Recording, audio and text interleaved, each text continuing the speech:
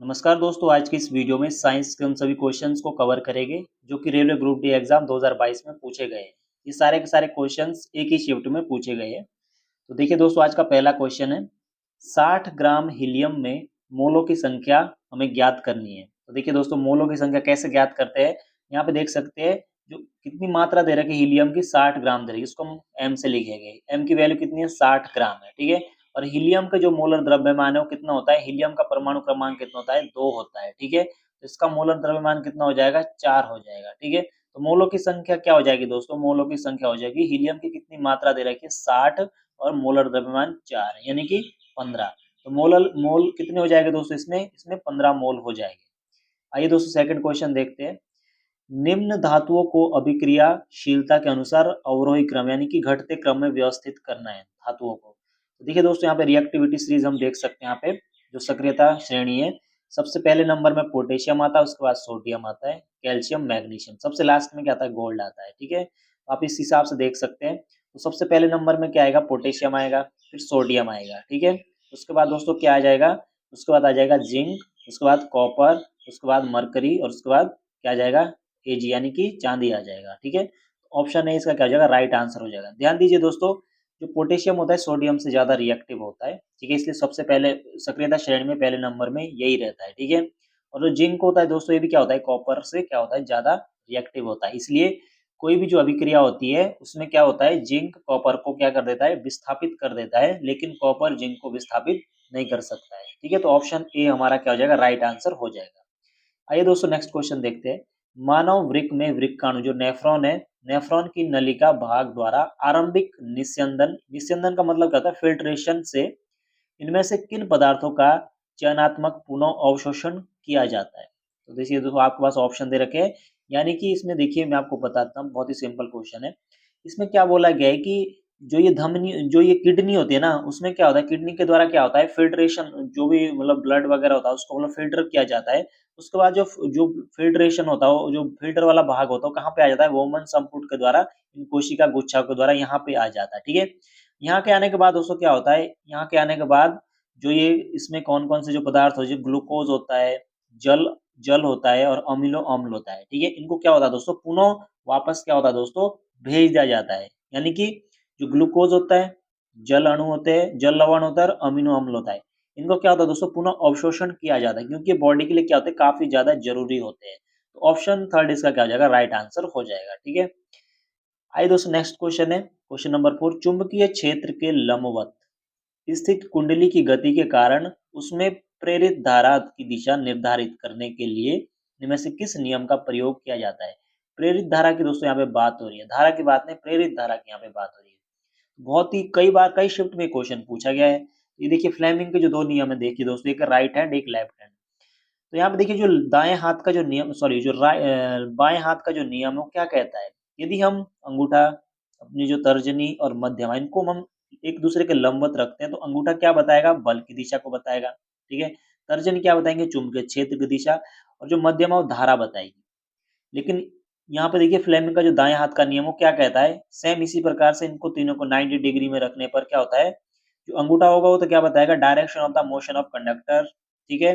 Direction of flux यानी चुंबकीय क्षेत्र की दिशा बताएंगी तर्जनी, और जो बीच वाली उंगली है वो क्या बताएंगी, ईएम यानी कि धारा बताएगी। यानी कि इसका राइट आंसर दोस्तों क्या हो जाएगा, इसका राइट आंसर क्या हो जाएगा दोस्तों, फ्लेमिंग का दाएं हाथ का नियम, यानी जो राइट हैंड नियम है वो क्या बताता है, प्रेरित धारा की दिशा बताती है। प्रेरित धारा कौन सी, जो मिडिल वाली जो हमारी फिंगर होती है ना, वही बताती है, ठीक है।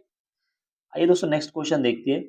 निम्न में से कौन सी मानव कोशिका अपने आकार को बदलने की क्षमता रखती है, कौन सी मानव कोशिका आकार बदलने की क्षमता रखती है। इसका राइट आंसर है दोस्तों डब्ल्यूबीसी, जो श्वेत रक्त कणिकाएं होती है, क्या होती है दोस्तों, ये अपना आकार बदलने की क्षमताएं रखती है, ठीक है। बहुत ही इंपॉर्टेंट क्वेश्चन है। आइए दोस्तों नेक्स्ट क्वेश्चन है। कार के रियर व्यू दर्पण के रूप में प्रयुक्त एक उत्तल दर्पण की फोकस दूरी 2 मीटर है, यानी कि रियर व्यू के लिए हम उत्तल दर्पण का यूज करते हैं। यदि कोई बस दर्पण से 3 मीटर की दूरी पर स्थित है तो उसका प्रतिबिंब कहाँ बनेगा। बहुत ही सिंपल क्वेश्चन है दोस्तों। इस यहाँ पे देखिए आपको डायरेक्ट फॉर्मूला ही लगाना है, ठीक है, दर्पण सूत्र ही लगाना है। आपको पता है कि दर्पण सूत्र क्या होता है, 1/f बराबर क्या होता है, 1/v प्लस 1/u, ठीक है। यहाँ पे देखिए दोस्तों फोकस कितने दे रही है, एफ की वैल्यू दे रखी है 2, जो उत्तल दर्पण है तो फोकस इसकी प्लस में रहेगी, और यू की वैल्यू क्या दे रखी है -3 है। ठीक है, डायरेक्ट इसमें वैल्यू पुट कर देंगे दोस्तों, तो वी की वैल्यू क्या आ जाएगी दोस्तों, वी की वैल्यू आ जाएगी 6/5। ठीक है, इसको आप जब डायरेक्ट इसमें सिंपल सी वैल्यू पुट करनी थी, तो वी की वैल्यू 6/5 यानी कि कितना हो जाएगा दोस्तों, 1 पॉइंट क्या हो जाएगा 2 मीटर। ठीक है, 1.2 मीटर प्लस में, यानी कि जो प्रतिबिंब है दोस्तों कहाँ बनेगा, प्रतिबिंब इसका कहाँ बनेगा, दर्पण के पीछे बनेगा। ठीक है, 1.2 मीटर की दूरी पर। ऑप्शन 4 इसका राइट आंसर है। क्वेश्चन नंबर 7 देखिए दोस्तों, इसमें क्या बोला है, यदि हम डैश में अमोनिया का विलयन मिलाते हैं तो एक सफेद अवक्षेप बनता है, यानी पीपीटी बनती है। इसमें इसमें देखिए दोस्तों एक रिएक्शन है दोस्तों, इसमें कौन सी रिएक्शन है दोस्तों, डायरेक्ट रिएक्शन है कि AlCl3, ठीक है, पानी की उपस्थिति में। ठीक है, तो इसमें हम क्या डालते हैं, अमोनिया, इसके साथ इसकी रिएक्शन की जाती है तो क्या बनता है, AlOH का होल थ्राइस प्लस NH4Cl। ठीक है, तो जो ये AlOH का होल थ्राइस है, इसको ये पीपीटी, एक व्हाइट कलर की पीपीटी बनती है। ठीक है, इसका राइट आंसर क्या हो जाएगा दोस्तों, ये कौन सी पीपीटी बन जाएगी दोस्तों, किसकी उपस्थिति में बनती है, AlCl3 विलयन की उपस्थिति में ये पीपीटी बनती है। ठीक है, ध्यान रखना दोस्तों, इसमें वाटर भी यूज किया जाता है। ठीक है, इसका राइट आंसर ऑप्शन 3 हो जाएगा। आइए दोस्तों नेक्स्ट क्वेश्चन है, गहरे समुद्र में पानी का रंग नीला। पानी का रंग किसके कारण नीला होता है, प्रकीर्णन के कारण, प्रकाश का प्रकीर्णन के कारण ही पानी का रंग नीला होता है। ठीक है, देखिए दोस्तों जिसकी वेवलेंथ जितनी ज्यादा होती है उसका प्रकीर्णन उतना ही क्या होता है, कम होता है। जैसे रेड है, रेड जो लाल रंग है उसका प्रकीर्णन बहुत कम होता है। इसी प्रकार यदि हम बैंगनी कलर की बात करते हैं, बैंगनी कलर की जो वेवलेंथ है दोस्तों क्या है, बहुत कम है, इस बहुत कम है। ठीक है, इसलिए इसका प्रकीर्णन क्या होता है, ज्यादा होता है। नीला रंग भी, नीले रंग की वेवलेंथ भी बहुत कम है, जिससे इसका प्रकीर्णन भी सबसे ज्यादा होता है, बैंगनी और नीला। ठीक है, ऑप्शन ए इसका राइट आंसर है। अगला क्वेश्चन देखिए, दी गई द्विविस्थापन अभिक्रिया में ए और बी के स्थान पर क्रमशः क्या आएगा। जो ये अभिक्रिया दे रखी है यहाँ पे आप देख सकते हैं, अभिक्रिया, ये अभिक्रिया है। यहाँ पे ए और बी के बारे में बताइए कि ए और बी कौन सा, इसमें जो है कौन ए और बी क्या है इसमें। ठीक है, ये हमें बताना है। तो देखिए दोस्तों इसके रिएक्शन में आपको यहाँ पे बता देता हूँ, जो ये रिएक्शन है वो कौन सी रिएक्शन है। ये द्विविस्थापन जो अभिक्रिया होता है इसे हम क्या बोलते हैं, अवक्षेपण अभिक्रिया भी बोलते हैं। तो ये दोस्तों जो रिएक्शन है ये KBr, ठीक है, प्लस AgNO3। ठीक है, इसकी रिएक्शन करेगा तो क्या बनेगा, ये बनेगा AgBr, बहुत ही सिंपल है, तो ये विस्थापन अभिक्रिया, और KNO3। ठीक है, अब देखिए दोस्तों जो ये Br था ये किसके साथ, इसको ये विस्थापित हो गया किसके साथ, NO3 के साथ। जो ये K है ये किसके साथ, सॉरी, जो KBr है, K है दोस्तों, ये NO3 के साथ हो गया, और Ag है वो Br के साथ हो गया, यानी कि दोनों द्विविस्थापन अभिक्रिया की यही खासियत होती है। ठीक है, इसका राइट आंसर दोस्तों क्या हो जाएगा, ऑप्शन ए। ठीक है, Ag है, B HNO3 है, क्या दोस्तों, B HNO3 है, सॉरी।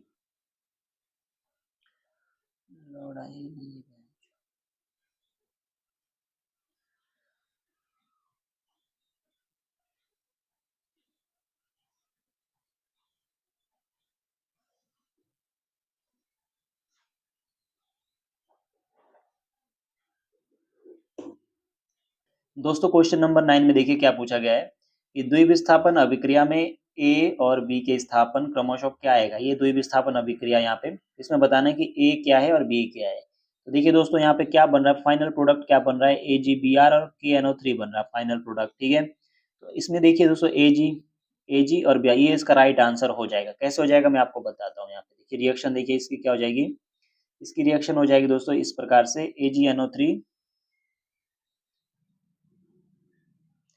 AgNO3 plus KBr। ठीक है, इसकी ये AgNO3 और KBr, इसकी रिएक्शन कराएंगे, जब इसके आपस में रिएक्शन कराएंगे तो क्या हो जाएगा दोस्तों, ये हो जाएगा क्या हो जाएगा, KNO3, ठीक है, प्लस AgBr हो जाएगा। ठीक है, ऑप्शन 3 दोस्तों इसका क्या है, राइट आंसर हो जाएगा। नेक्स्ट क्वेश्चन देखिए, इनमें से किस जीव में लिंग निर्धारण या लिंग निर्धारण आनुवांशिक रूप से नहीं होता है। बहुत बहुत ही इंपॉर्टेंट क्वेश्चन है, क्वेश्चन नंबर 10। तो किसका जो लिंग निर्धारण है जेनेटिक रूप से नहीं होता है, आनुवांशिक रूप से नहीं होता है। इसका राइट आंसर दोस्तों क्या हो जाएगा, जो घोंगा होता है, जो स्नेल होता है दोस्तों, स्नेल, ये क्या है दोस्तों, स्नेल है। ठीक है, इसका जो लिंग निर्धारण होता है वो आनुवांशिक रूप से नहीं होता है। इसका लिंग निर्धारण किस पर डिपेंड करता है? उसके वातावरण पर डिपेंड करता है। देखिए दोस्तों, इसका एक खासियत होता है, ये जो घोंघा है यदि किसी मादा के साथ चिपकेगा तो ये क्या बन जाएगा? नर बन जाता है। अदरवाइज अगर ये नहीं चिपकेगा किसी मादा के साथ तो ये क्या रहेगा? मादा ही बना रहेगा। ठीक है। आइए दोस्तों नेक्स्ट देखिए, प्रोपीन यौगिक की सजातीय श्रेणी समजातीय श्रेणी का अगला चौथा सदस्य कौन सा होगा? प्रोपीन की बात हो रही है दोस्तों। ठीक है दोस्तों, प्रोपीन यानी कि सेकंड जिनमें डबल बॉन्ड होता है। ठीक है, तो डबल बॉन्ड के लिए क्या होता है? एल्किन एल्किन की बात है, CnH2n इनका सामान्य सूत्र होता है। ठीक है, तो प्रोपीन कौन से नंबर में आता है? मेथेन प्रोपीन 4 नंबर में आता है। 5वें नंबर की बात हो रही है तो एन की जगह हम 5 रख देंगे, C5। ठीक है, प्रोपीन यौगिक की समजातीय श्रेणी का अगला चौथा सदस्य पूछा इसने। मेथेनेथन प्रोपीन ब्यूटेन मेथेनेथन प्रोपीन, सॉरी चौथा पूछा है ना, तो चौथा देखिए दोस्तों क्या हो जाएगा?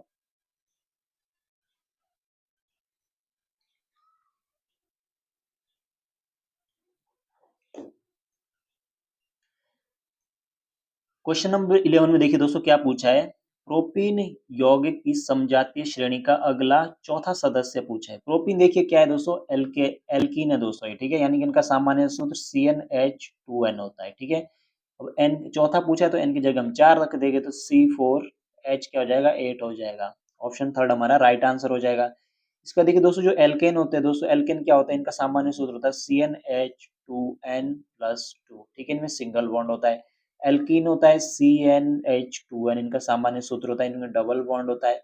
और जो एल्काइन होता है ये होता है CnH2n-2, इनमें ट्रिपल बॉन्ड होता है। ठीक है, ये आपको ध्यान रखना है। आगे देखिए नेक्स्ट क्वेश्चन है, क्वेश्चन नंबर 12 कि दो तार है ए और बी, एक ही पदार्थ से बने हैं, यानी कि इनका घनत्व तो सेम रहेगा और उनकी लंबाइयां भी समान है। ठीक है, किंतु अनुप्रस्थ काट का क्षेत्रफल यानी जो ए है ये क्या डिफरेंट है। ठीक है, यदि तार ए का प्रतिरोध तार बी के प्रतिरोध का 16 गुना के बराबर है तो तार ए और तार बी के अनुप्रस्थ काट के क्षेत्रफल का अनुपात ज्ञात करना है। ठीक है, हमें पता है दोस्तों कि जो आर बराबर क्या होता है? रॉ एल अपॉन ए है। ये जो वैल्यू है, रॉ की वैल्यू दोनों में सेम है क्योंकि एक ही पदार्थ से बना है। ठीक है, ये मायने नहीं रखता कि पदार्थ बड़ा है छोटा है, अगर एक ही पदार्थ है तो घनत्व तो सेम ही रहेगा। ठीक है, अब देखिए दोस्तों इसमें क्या बोला है, क्वेश्चन के हिसाब से क्या है इसमें, इसमें पूछा गया, इसमें बोला गया कि जो ए तार का जो प्रतिरोध है ना, वो किसके जो तार बी है ना उसके प्रतिरोध का 16 गुना है। ठीक है, ये पूछा है इसमें। ठीक है, अब देखिए दोस्तों, आर बराबर मैंने बताया, आर बराबर रो एल अपॉन ए होता है, तो आर बराबर क्या हो जाएगा? ये पहली तार के लिए रो तार एल की लंबाई, पहली तार की लंबाई और ए। ठीक है, ये क्या हो जाएगा? 16 into rho B L B upon ये दूसरी तार की बात है इसलिए हम बी हम दूसरी तार के लिए डिनोट करें ना, ए बी हो जाएगा। ठीक है, अब देखिए दोस्तों, ये दोनों क्या है इसमें? सेम है, लंबाई भी सेम है, घनत्व भी सेम है। ठीक है, तो क्या हो जाएगा? तार ए की जो अनुप्रस्थ काट का क्षेत्रफल और तार बी है जो उसका जो अनुप्रस्थ काट का क्षेत्रफल क्या हो जाएगा? 1/16, यानी कि इनका रेशियो हो जाएगा 1:16, इसका राइट आंसर हो जाएगा। ऑप्शन इसका क्या हो जाएगा दोस्तों? ऑप्शन थर्ड इसका सही आंसर हो जाएगा। ऑप्शन थर्ड इसका सही आंसर है। आइए दोस्तों नेक्स्ट क्वेश्चन देखिए, एक छात्र किसी गोलीय दर्पण का उपयोग करके एक कागज पर सूर्य का एक स्पष्ट प्रतिबिंब फोकस करता है जो कुछ समय बाद जलने लगता है। दर्पण के बारे में कौन सा कथन सही है? दर्पण की बात हो रही है यहाँ पे दोस्तों, लेंस की बात नहीं हो रही है। ठीक है, इसमें कंफ्यूज मत होना। तो देखिए दोस्तों, जो अवतल दर्पण होता है, अवतल दर्पण, ठीक है, अवतल दर्पण को हम क्या बोलते हैं दोस्तों? इसे हम अभिसारी लेंस भी बोलते हैं। ठीक है, सॉरी अभिसारी दर्पण, लेंस में अभिसारी दर्पण भी बोलते हैं, इनका दोनों का नाम सेम है। ठीक है, एक ही नाम है। अवतल दर्पण होता है जो क्या करता है, सूर्य सूर्य की जो किरणें होती है ना उनको क्या करता है? एक जगह क्या करता है? फोकस करता है। जितनी भी किरणें आ रही है, सनरे जितनी भी आ रही है, उनको क्या करेगा? एक ही जगह इकट्ठी करेगा। ठीक है, तो इसलिए एक जगह इकट्ठी करेगा तो वहां पे क्या हो जाएगा? टेम्परेचर बढ़ जाएगा और आग लग जाएंगे उस कागज में। ठीक है, तो ये जो गोलीय दर्पण है, एक तो ये अवतल दर्पण है, सॉरी गोलीय जो दर्पण है क्या है? अवतल दर्पण है। ठीक है, और ये क्या है? अभिसारी दर्पण भी, यानी कि इसका जो नाम है अभिसारी भी, इसका एक अदर नाम भी है। इसको अभिसारी क्या बोलते हैं? अभिसारी दर्पण भी इसको बोलते हैं। ठीक है, तो इसका जो राइट आंसर क्या हो जाएगा? ऑप्शन ए भी सही है, ऑप्शन सी भी सही है। लेकिन इनकी जो जो अवतल जो दर्पण है, इसकी फोकस दूरी धनात्मक नहीं होती दोस्तों, इसकी फोकस दूरी ऋणात्मक होती है। ठीक है, ये आपको ध्यान रखना है। इसके बाद देखिए दोस्तों, ये उत्तल ये उत्तल लेंस है, ठीक है। इससे ये क्या करता है, 6 प्रतिबिंब बनाता है। अगर आपको इन सभी प्रतिबिंबों को शॉर्ट ट्रिक में चाहिए तो वीडियो देख लेना, पूरा का पूरा समझ में आ जाएगा कि उत्तल लेंस के जो प्रतिबिंब है वो कहाँ-कहाँ बनते हैं। आइए दोस्तों आगे देखिए, निम्न में से कौन सी विद्युत ऊर्जा की वाणिज्यिक इकाई है? विद्युत ऊर्जा की वाणिज्यिक इकाई दोस्तों कौन सी है? किलोवाट घंटा, ठीक है। विद्युत, इसका ऑप्शन ए क्या हो जाएगा, इसका राइट आंसर हो जाएगा, ठीक है। आगे देखिए दोस्तों, नेक्स्ट क्वेश्चन है, निम्न में से कौन सी स्थितियां संभव है? कौन सी स्थितियां दोस्तों संभव है? चुंबक के बारे में यहाँ पे क्वेश्चन है। दोस्तों देखिए, जितने भी रेलवे ग्रुप डी एग्जाम में अभी तक क्वेश्चन आए हैं, मैक्सिमम एनसीईआरटी से ही आए हैं, ठीक है। तो आप कोशिश करना एनसीईआरटी की किताबों को ही पढ़ना, अच्छे से रिवाइज करना, थोड़ा नोट्स बनाना, शॉर्ट नोट्स, सब कुछ अच्छा आसानी से सारे के सारे क्वेश्चन आपके सॉल्व हो जाएंगे। ये क्वेश्चन डायरेक्ट 10th क्लास से पूछा गया कि चुंबकीय बल रेखाएं एक दूसरे के समांतर हो सकती है। बिल्कुल हो सकती है। जो चुंबकीय बल रेखाएं होती है, क्या हो सकती है, एक दूसरे के समांतर हो सकती है, ठीक है। चुंबकीय बल रेखाएं संकेंद्रित वृत्त हो सकती है, ये भी ऑप्शन सही है, संकेंद्रित वृत्त भी हो सकती है, क्योंकि चुंबकीय बल रेखाएं, मान लीजिए ये नॉर्थ है, ये साउथ पोल, तो ये क्या करेगी, इधर से जाएगी, इधर से जाएगी, एक प्रकार का गोला, मतलब गोल, एक संकेंद्रित वृत्त टाइप का बना रही है। चुंबकीय बल रेखाएं एक दूसरे के प्रतिच्छेद करती है, ऑप्शन सी इसका गलत है, कभी भी एक दूसरे को प्रतिच्छेद नहीं करती है, बहुत ही सिंपल है। तो ए और बी ऑप्शन इसका क्या, दोनों दोस्तों सही आंसर हो जाएगा, ठीक है। आपको ध्यान रखना है। नेक्स्ट क्वेश्चन देखिए दोस्तों, क्वेश्चन नंबर 16, निम्नलिखित में से कौन सा ब्लीचिंग पाउडर, ब्लीचिंग पाउडर क्या होता है, कैल्शियम ऑक्सीक्लोराइड, किसकी बात हो रही है दोस्तों, कैल्शियम ऑक्सीक्लोराइड की बात हो रही है, ठीक है। मतलब ब्लीचिंग पाउडर का उपयोग कहाँ पे नहीं होता है? पेयजल को कीटाणु मुक्त, जल को शुद्धिकरण में तो होता है, बिल्कुल होता है। सोडा एसिड अग्निशमकों में इसका यूज होता है, बिल्कुल होता है। कई रासायनिक उद्योगों में भी इसका यूज होता है, ठीक है। जैसे आपका वस्त्र उद्योग हो गया, कागज उद्योग हो गया। लेकिन दोस्तों जो केक बेकिंग होता है, इसमें इसका इस्तेमाल नहीं होता है, ठीक है। तो किस में नहीं होता है, केक बेकिंग। कौन सा ऑप्शन है, ऑप्शन 4, ये राइट गलत आंसर है, ठीक है। तो ऑप्शन 1 इसका क्या हो जाएगा, सही हो जाएगा। नेक्स्ट क्वेश्चन देखिए, एक प्रकाश किरण दो माध्यमों को पृथक करने वाले एक इंटरसेप्ट पर उसके अभिलंब के अनुदिश आपतित होती है। आपतित किरण और अपवर्तित किरण के बीच का कोण कितना होगा? अब इसमें क्या पूछा गया है? इसमें पूछा गया कि एक प्रकाश की किरण है, ठीक है। मान लीजिए कोई सरफेस है, प्रकाश की किरण है दोस्तों, क्या हो रही है, अभिलंब के अनुदिश आ रही है, ये अभिलंब होता है, ठीक है। अब इसी के अनुदिश प्रकाश की किरण भी आ रही है, तो यहाँ पे कोण कितना बनेगा, कोण यहाँ पे 0 डिग्री का बनेगा, ठीक है। एंगल हो जाएगा 0 डिग्री का। नेक्स्ट क्वेश्चन है, एक गर्भ निरोधक तकनीक जो गर्भाशय के भीतर शुक्राणुओं के फेगोसाइटोसिस फेगोसाइटोसिस को बढ़ाती है, उसको क्या कहते हैं दोस्तों, इसे कॉपर टी बोलते हैं, ठीक है। देखिए दोस्तों, जो कॉपर 2+ होता है ना, ये क्या करता है, जो शुक्राणु है ना, उनकी गति को कम कर देता है। क्या कर देता है, शुक्राणु की गति को कम कर देता है, ठीक है। तो कॉपर टी इसका राइट आंसर है। नेक्स्ट क्वेश्चन आपके सामने, न्यूलैंड के अष्टक सिद्धांत में निम्न किन दो तत्वों के गुण समान पाए जाते हैं? न्यूलैंड का जो अष्टक सिद्धांत था दोस्तों, इसने बताया था कि मतलब इन्होंने संगीत के 7 सुर के आधार पर ही, मतलब ये क्या दिया था, अपना एक नियम दिया था। इन्होंने बताया था कि पहले और जो 8वां जो तत्व होगा ना, उनके गुणों में समानता पाई जाएगी, ठीक है। आप यहाँ पे देख सकते हैं न्यूलैंड का अष्टक नियम ये था। जैसे 7 इन्होंने 1 2 3 4 5 6 7 इन्होंने तत्वों को मतलब एक प्रकार से सेटअप किया। तो पहले और 8वें का इसकी क्वालिटी सेम है, लिथियम सोडियम की सेम है, बेरियम और मैग्नीशियम की सेम है, बोरॉन एल्यूमिनियम की सेम है, ठीक है। इसका राइट आंसर क्या हो जाएगा, लिथियम और सोडियम, ठीक है। इसमें समानता ही पाई जाती है न्यूलैंड के हिसाब से। नेक्स्ट क्वेश्चन देखिए, रासायनिक समीकरणों को संतुलित करने की आवश्यकता क्यों पड़ती है दोस्तों, क्यों पड़ती है दोस्तों? क्योंकि जो द्रव्यमान संरक्षण का नियम है उसको फॉलो करना पड़ेगा। जो द्रव्यमान संरक्षण का नियम जो किसने दिया था, लेवोसियर ने दिया था। उन्होंने बताया था कि द्रव्यमान को न तो उत्पन्न किया जा सकता, न ही नष्ट किया जा सकता है, बल्कि एक रूप से दूसरे रूप में क्या कर सकते हैं, हम इसको परिवर्तित कर सकते हैं। तो इसको फॉलो करना पड़ेगा। अगर इनको संतुलित नहीं करेंगे समीकरणों को, रासायनिक समीकरणों, तो ये रूल फॉलो नहीं हो पाएगा, ठीक है, अमान्य रूल हो जाएगा। इसलिए इसका ऑप्शन 3 राइट आंसर है, द्रव्यमान संरक्षण के नियमों को संतुष्ट करने के लिए। ओके, यानी जो द्रव्यमान हमेशा क्या रहेगा, स्थिर रहेगा। नेक्स्ट क्वेश्चन देखिए, समूह 16 के निम्न में से किस तत्वों में सर्वाधिक अधात्विक गुण होते हैं? समूह 16 में देखिए क्या हो दोस्तों, ऑक्सीजन, ठीक है। कौन कौन से होते हैं, सेलेनियम, ठीक है, सल्फर और कौन सा होता है दोस्तों, टेलुरियम, पोलोनियम। ठीक है, ये इसमें तत्व होते हैं। जो ऑक्सीजन होता है दोस्तों अधातु होता है। ठीक है, और सेलेनियम और जो टेलुरियम है ये क्या होते हैं दोस्तों, उपधातु होते हैं। ठीक है, और जो पोलोनियम होता है ये धातु होता है। ऑक्सीजन और सल्फर अधातु होते हैं। तो सर्वाधिक अधातु गुण इनमें से किसका है, सर्वाधिक अधातु गुण इनमें जो समूह 16 होते हैं इनमें ऑक्सीजन का सर्वाधिक अधात्विक गुण होता है। ठीक है, ऑप्शन सेकंड इसका राइट आंसर हो जाएगा। नेक्स्ट क्वेश्चन है, निम्नलिखित रासायनिक अभिक्रिया के लिए संतुलित अभिक्रिया, संतुलित यानी कि आपको ये रिएक्शन इसको संतुलित करनी है। कैसे आप इसको दोस्तों संतुलित करेंगे, देखिए रिएक्शन सेम है, हमें क्या करना दोस्तों, जो अभिकारक और उत्पाद होते हैं ना उनको मतलब बैलेंस करना होता है। देखिए यहाँ पे देखिए बेरियम है, बेरियम यहाँ पे भी 1 है, क्लोरीन का यहाँ पे देखिए 2 है, यहाँ भी 2 है। ठीक है, सल्फर का देखिए यहाँ पे सल्फर 1 है, ऑक्सीजन 4 है। ठीक है, अब यहाँ पे देखिए दोस्तों कौन सा इसमें ऑप्शन थर्ड में देखिए, ऑप्शन थर्ड इसका दोस्तों क्या हो जाएगा, राइट आंसर हो जाएगा। कैसे हो जाएगा मैं आपको बताता हूँ, बड़े इस पेज में लिख के देता हूँ।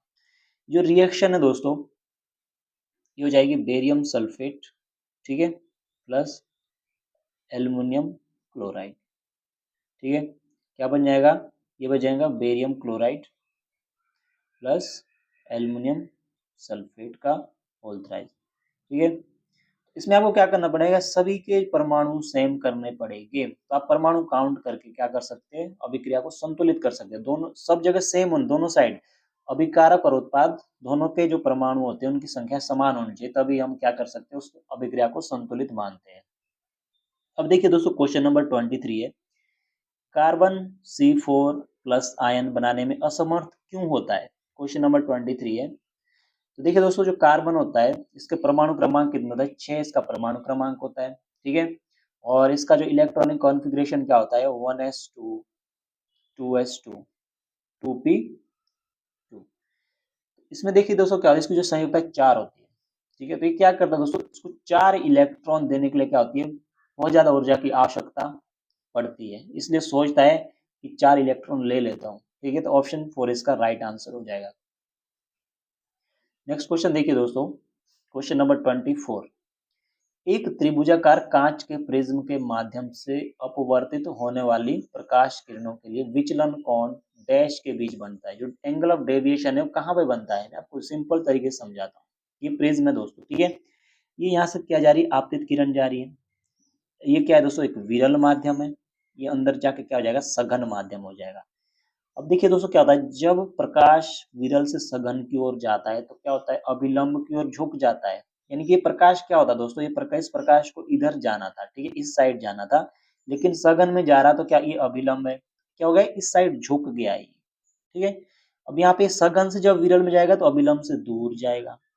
ठीक है, तो ये आपतित किरण है, ये जो बाहर निकल रही किरण ये निर्गत किरण है।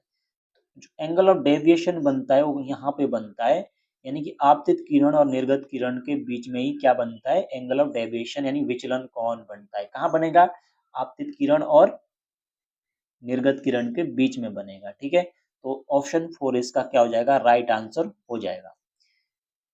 नेक्स्ट क्वेश्चन है दोस्तों, लास्ट क्वेश्चन है कि पादप कोशिकाओं में मौजूद डैश की कमी, डैश की मात्रा संचलन को सुगम बनाने के लिए कोशिकाओं की संरचना में परिवर्तन कर देती है। इसका राइट आंसर क्या हो जाएगा दोस्तों, इसका राइट आंसर जल हो जाएगा। ठीक है, राइट आंसर जल है। और दोस्तों लास्ट क्वेश्चन आपके लिए आज का होमवर्क है, आनुवांशिकी का जनक किसे कहा जाता है। इसका आंसर दोस्तों आप कमेंट में जरूर बताएं दोस्तों। अगर आपको इन सभी क्वेश्चंस का पीडीएफ चाहिए तो आप हमारे टेलीग्राम को जरूर ज्वाइन करें, लिंक मैंने डिस्क्रिप्शन में दे दिया है। और दोस्तों अगर आपको ये सारी की सारी बुक्स पीडीएफ फॉर्म में चाहिए तो भी आप हमारे टेलीग्राम को जरूर ज्वाइन करें, और पीडीएफ फॉर्म में सारी की सारी बेस्ट बुक आपको प्रोवाइड करवा दी जाएगी। वीडियो अच्छी लगी तो प्लीज़ वीडियो को लाइक और चैनल को जरूर सब्सक्राइब कर लें।